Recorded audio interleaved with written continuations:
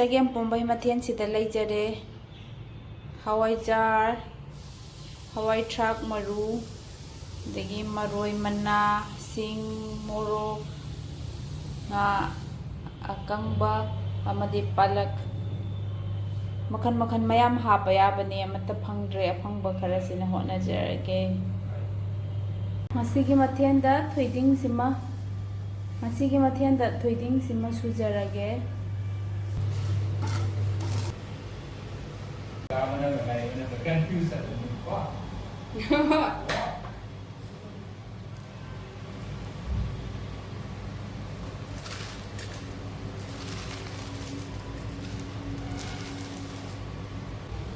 ngari hapsinjare aduga sing ashuba su hapsinjare nga du aina ngasai ngamudu leithaijare ado hapjare hawai jar simari fajan chat leirame manam sinungsi haude male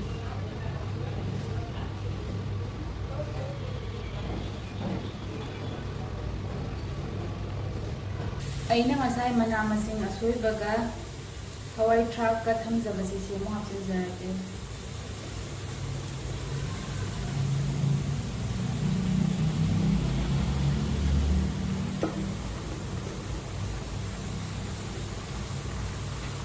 hangga mana phangde hujik matam natamina du ai palak na ahan ba try nei ne palak na tawjai si kamai tawdu phangde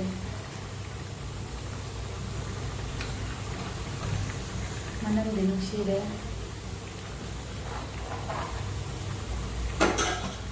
yang hapjarage yang khidang hapjarage morok powder su hapjarage sai tor pa du morok atek pa su ne am hap khare ba na morok sa ni powder su am hap karo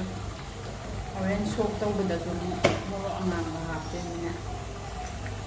kan su ni kali bo pakam bani si su hapjarage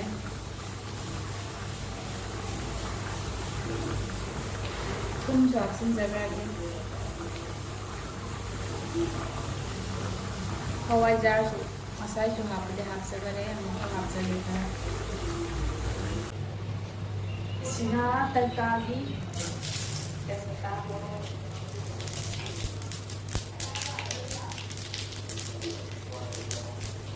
to sina kopi di leitamina ano na natin hapsage coriander powder kilang hapsage जीरा की लंगा सिंजला के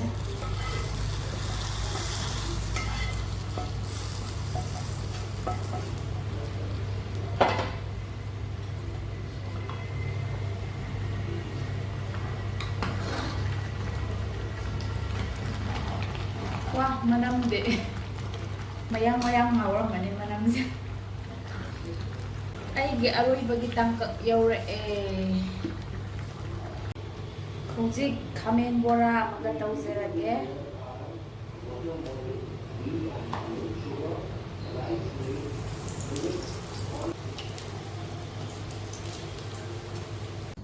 hojik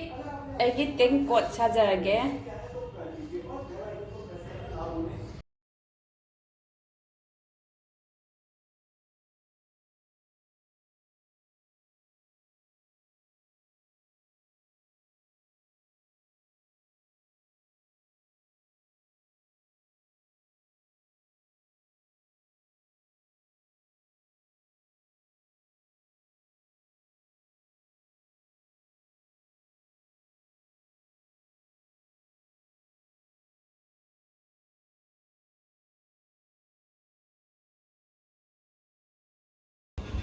ngasigi aigi mathel sida leijare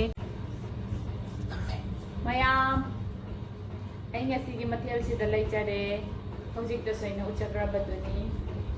chagem bora thangjing metpa adagi thoiding ashuba aduga salad ka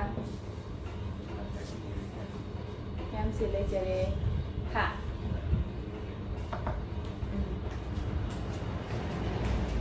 ado mayam aina ngasi chada doisi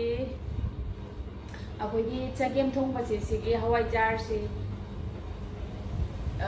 ꯃꯥꯏꯆꯧ enterprises ꯍꯥꯏꯔꯒ ꯀꯣꯜꯀꯇꯥꯗ ꯃꯐꯝ ꯑꯃ ꯂꯩꯔꯝꯃꯦ ꯃꯔꯨꯞ ꯑꯃꯅ ꯁꯖꯦꯁ ꯇꯧꯕꯤꯔꯛꯄꯅꯦ ꯌꯨꯇ꯭ꯌꯨꯕꯇ ꯀꯃꯦꯟꯗ ꯑꯗꯨꯏꯗꯨꯗꯩ ꯍꯋꯥꯏꯖꯥꯔꯁꯤꯁꯨ ꯐꯪꯖꯔꯦ ꯀꯣꯜꯀꯇꯥꯒꯤ ꯅ꯭ꯌꯨ ꯇꯥꯎꯟꯗꯒꯤ ꯑꯗꯨꯒ ꯊꯥꯡꯖꯤꯡꯁꯤꯁꯨ ꯑꯗꯨꯗꯩ ꯄꯨꯖꯔꯛꯄꯅꯤ ꯑꯗꯨꯒ ꯊꯣꯏꯗꯤꯡꯁꯦ ꯁꯤꯁꯨ ꯂꯩꯖꯔꯛꯑꯦ ꯕꯣꯔꯥꯒ ꯁꯂꯥꯗꯀꯁꯤꯗꯤ ꯑꯩꯅ ꯁꯤꯗ ꯁꯦꯝꯖꯕꯅꯦ ꯑꯗꯨꯗꯤ ꯃꯌꯥꯝ ꯆꯥꯕ ꯍꯧꯖꯔꯒꯦ ꯑꯩꯁꯤ ꯆꯥꯛ ꯂꯥꯝꯕꯅ ꯌꯥꯗꯕꯅꯦ ꯁꯤ ꯃꯌꯥꯝꯁꯤ ꯁꯦꯝꯃꯤꯉꯩꯗ ꯊꯦꯡꯗꯣꯛꯈ꯭ꯔꯕ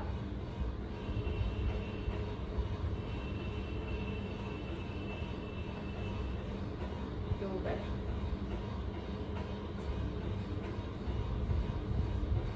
ꯁꯨꯃꯥꯏꯅ ꯍꯦꯛꯇ ꯍꯩꯊꯖꯔꯒꯦ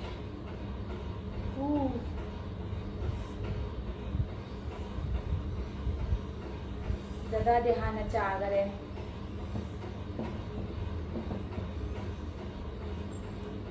ꯗꯗꯥꯅꯗꯤ ꯍꯥꯎꯋꯦ ꯍꯥꯏ ꯑꯩ ꯑꯃꯨꯛ ꯇꯦꯁ ꯇꯧꯔꯒ ꯍꯥꯏꯖꯔꯛꯑꯒꯦ ꯆꯒꯦꯝꯁꯤ ꯆꯥꯅꯤꯡꯕ ꯀꯨꯏꯔꯕ ꯑꯗꯨꯝ ꯍꯋꯥꯏꯖꯥꯔ ꯑꯀꯪꯕꯕꯨꯗꯤ ꯂꯩꯌꯦꯕ ꯑꯗꯣ ꯆꯒꯦꯝꯒꯤ ꯃꯅꯥ ꯃꯁꯤꯡꯁꯨ ꯀꯩꯝꯇ ꯂꯩꯇꯕ ꯑꯗꯨꯏꯁꯨ ꯉꯁꯤ ꯇ꯭ꯔꯥꯏ ꯇꯧꯔꯒꯦꯅ ꯄꯥꯂꯛꯀ ꯑꯗꯨꯝ ꯇꯧꯁꯟꯖꯔꯕꯅꯤ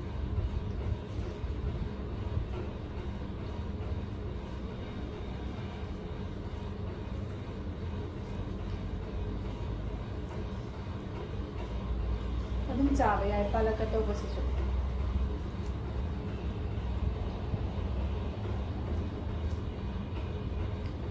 ꯑꯗꯨꯝ ꯍꯥꯎꯋꯦ ꯑꯗꯣ ꯈ꯭ꯋꯥꯏꯗꯩ ꯌꯥꯝꯅ ꯍꯥꯎꯋꯦ ꯍꯥꯏꯔꯗꯤ ꯍꯥꯏꯖꯔꯔꯣꯏ ꯀꯩꯒꯤꯅꯣꯗ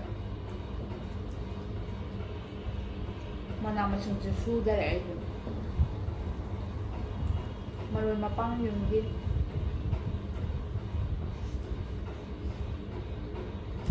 ꯅꯥꯀꯨꯞꯄꯤ ꯅꯄꯥꯛꯄꯤ ꯑꯋꯥ ꯐꯗꯤꯒꯣꯝ ꯍꯥꯞꯇ꯭ꯔꯕꯅꯤꯅ ꯑꯗꯨꯏ ꯃꯅꯝ ꯃꯍꯥ ꯄꯥꯈꯣꯟ ꯑꯗꯨ ꯍꯥꯞꯇ꯭ꯔꯕꯅꯤꯅ ꯃꯅꯝ ꯃꯍꯥꯗꯨꯗꯤ ꯋꯥꯠꯂꯦ ꯈꯔ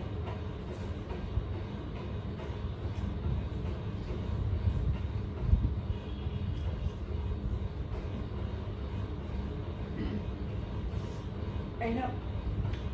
ꯃꯌꯥꯝꯅ ꯂꯣꯏꯅ ꯂꯧꯅꯈꯤꯕꯩ ꯑꯩ ꯄꯨꯂꯞ ꯍꯩꯊꯖꯔꯒꯦ ꯃꯌꯥꯝꯅ ꯂꯣꯏꯅ ꯂꯧꯅꯈꯤꯕꯩ ꯑꯩꯅ ꯆꯠꯀꯥꯟꯗꯗꯤ ꯃꯥꯏꯆꯧ ꯏꯟꯇꯔꯄ꯭ꯔꯥꯏꯖꯦꯁꯇ ꯅꯥꯀꯨꯞꯄꯤꯁꯨ ꯂꯩꯔꯝꯗꯔꯦ ꯑꯗꯒꯤ ꯀꯩꯀꯩꯅꯣ ꯂꯩꯔꯝꯗꯕꯗꯣ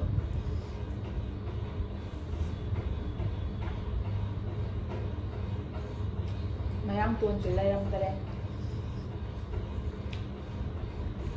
ꯂꯩꯔꯝꯕ ꯈꯔꯗꯨꯅꯤ ꯂꯧꯖꯔꯛꯏꯁꯦ ꯑꯗꯨꯒ ꯑꯩꯗꯤ ꯁꯤ ꯊꯥꯡꯖꯤꯡꯁꯦ ꯌꯥꯝ ꯄꯥꯝꯖꯩꯌꯦꯕ ꯑꯩꯗꯤ ꯊꯥꯡꯖꯤꯡꯁꯦ ꯎꯔꯒ ꯑꯩꯅ ꯄꯥꯝꯖꯕꯗꯨꯕꯨꯗꯤ ꯂꯣꯔꯥꯡꯗꯨꯅꯦ ꯑꯃ ꯊꯥꯡꯖꯤꯡ ꯂꯣꯗꯕꯤꯗ ꯆꯤꯛꯄ ꯄꯥꯝꯃꯦ ꯑꯩꯗꯤ ꯑꯆꯥꯄꯣꯠꯀꯤ ꯇꯥꯏꯞꯇ ꯑꯗꯨꯝ ꯆꯤꯛꯑ ꯆꯥꯕꯤꯅꯦ ꯊꯥꯡꯖꯤꯡꯁꯦ ꯎꯕꯗ ꯑꯩ ꯍꯔꯥꯎꯃꯟꯗꯅ ꯁꯤ ꯌꯦꯡꯉꯤꯉꯩꯗ ꯄꯣꯠ ꯀꯥꯎꯔꯝꯕꯗ ꯑꯃꯨꯛ ꯈꯪꯍꯧꯗꯔꯦ ꯑꯗꯨꯅ ꯁꯧꯒ꯭ꯔꯤꯒ ꯂꯣꯏ ꯀꯥꯎꯔꯝꯃꯦ ꯕꯣꯔꯤꯒ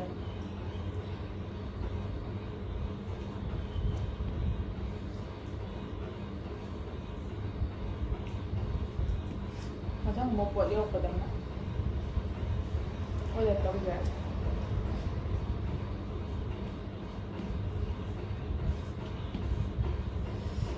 ꯌꯨꯝ ꯃꯤꯁ ꯇꯧꯋꯦ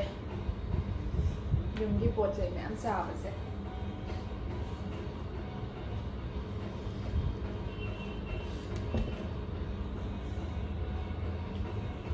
ꯑꯩꯗꯤ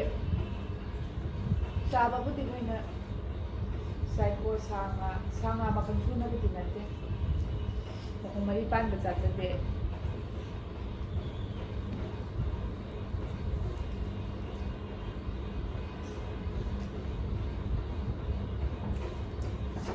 ꯑꯗꯨꯕꯨ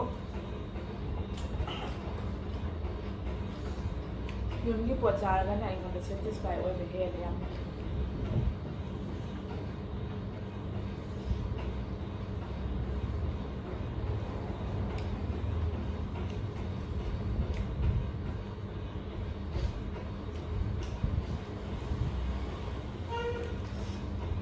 ꯍꯋꯥꯏꯖꯥꯔꯁꯦ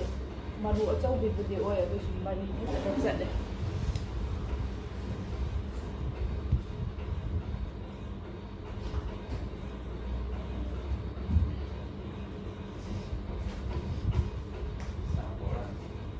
ꯌꯥꯔꯦ ꯆꯒꯦꯝꯗꯤ ꯌꯥꯕ ꯊꯟꯗꯤ ꯍꯥꯎꯕ ꯍꯣꯏ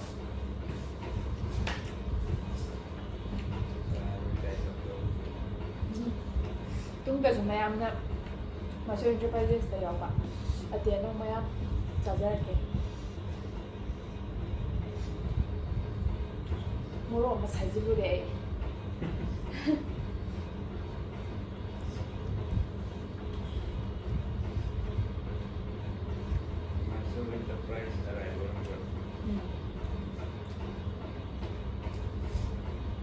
ꯉꯁꯤ ꯉꯔꯥꯡꯁꯦ ꯃꯥꯁꯇꯔ ꯏꯟꯇꯔꯄ꯭ꯔꯥꯏꯖꯦꯁꯀꯤ ꯑꯇꯦꯛ ꯑꯅꯧ ꯃꯌꯥꯝꯕꯨꯗꯤ ꯂꯦꯞꯄꯛꯇꯦ ꯑꯗꯨꯕꯨ ꯑꯔꯩꯕ ꯈꯔꯗꯨ ꯆꯥꯖꯔꯤ ꯌꯦꯟꯗꯦꯝ ꯊꯥꯡꯖꯤꯡ ꯊꯣꯏꯗꯤꯡ ꯑꯗꯩ ꯀꯩꯒꯤꯅꯣꯅ ꯑꯗꯨ ꯅꯠꯇꯕ ꯀꯩꯅꯣ ꯃꯥꯜꯂꯤ ꯍꯣꯏ ꯇꯨꯅꯤꯡꯀꯣꯛ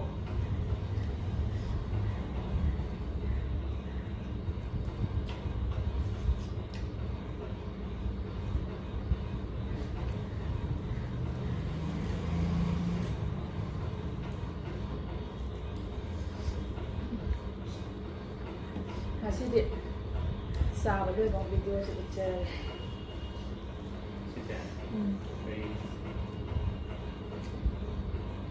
ꯃꯌꯥꯝꯅ ꯀꯃꯦꯟ ꯇꯧꯕꯤꯔꯦ ꯆꯥꯕ ꯂꯣꯏꯕ ꯎꯠꯇꯦꯅ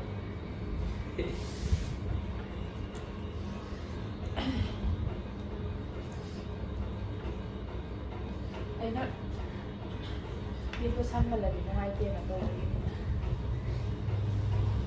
ꯉꯁꯤꯗꯤ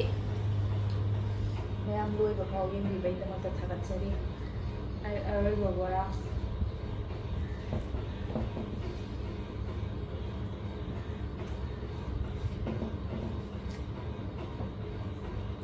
ꯃꯊꯦꯜ ꯃꯌꯥꯝ ꯆꯥꯔꯤꯉꯩ ꯁꯂꯥꯛ ꯆꯥꯕ ꯀꯥꯎ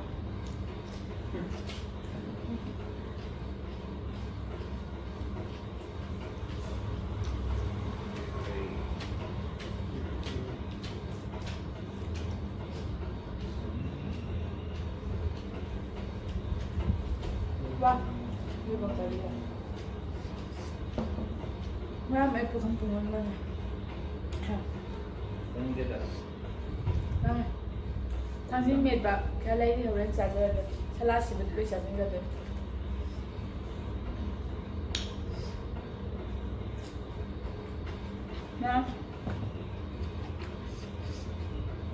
na sana dum loisinjarage matagi video da mo mayam punta tingnan-minarse ngasi gidi matang sa kainarse bye last one. Bye.